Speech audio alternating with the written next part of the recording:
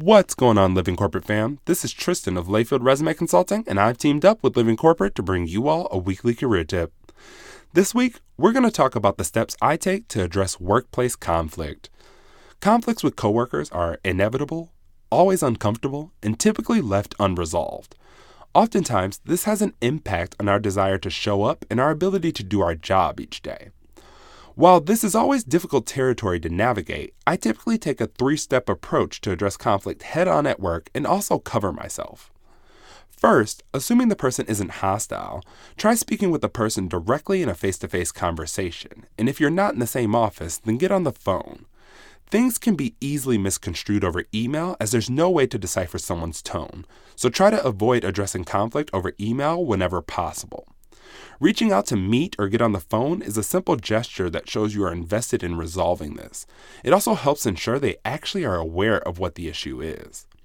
Always follow up the meeting with an email outlining the conversation so anything that you or the other person said isn't misrepresented if you need to take it up the chain.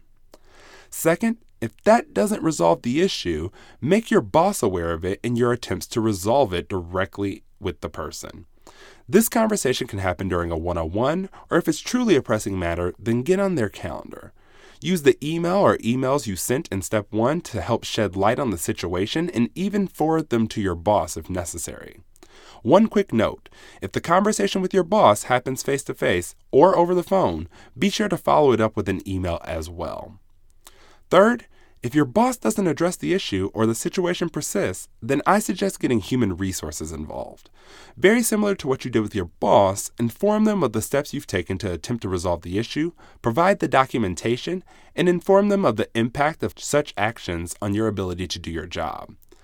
While I know it's difficult to speak up in these situations, it's imperative that we address these situations quickly and advocate for ourselves throughout the process. Just be sure to document every step along the way so when it comes time, you have receipts. This tip was brought to you by Tristan of Layfield Resume Consulting. Check us out on Instagram, Twitter, and Facebook at Layfield Resume or connect with me, Tristan Layfield, on LinkedIn.